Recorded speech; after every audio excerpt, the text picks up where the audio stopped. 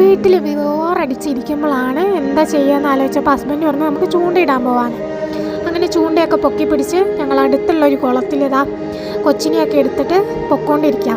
അടുത്തുള്ള കുളം, ഇവിടുന്ന് കുറച്ച് നടക്കാനേ ഉള്ളൂ. അപ്പോൾ നമ്മൾ കുളം എത്തിയിട്ടുണ്ട്.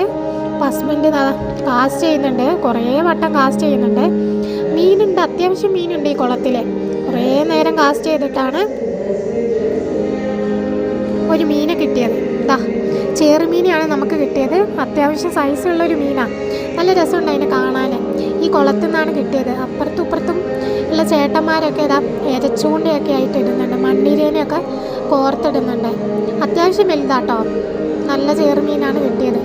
കുറേ ചേറുമീനുണ്ട്. പിന്നെ ഞാനിടാൻ തുടങ്ങിയപ്പോൾ എന്താ ഒന്നും കാസ്റ്റ് ചെയ്യുന്നില്ല.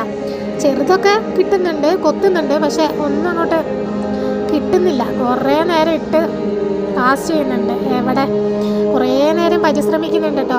നമുക്ക് മീൻപിടുത്തത്തിന് ആദ്യം വേണ്ടത് ക്ഷമയാണ്. അതെനിക്കില്ലാത്തൊരു സാധനം.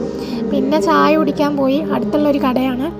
മുട്ട ബജ്ജിയും പക്കവടയും ചായ എല്ലാം പറഞ്ഞ് ഞങ്ങൾ കുടിച്ചിട്ട് വീട്ടിലോട്ട് പോവുക.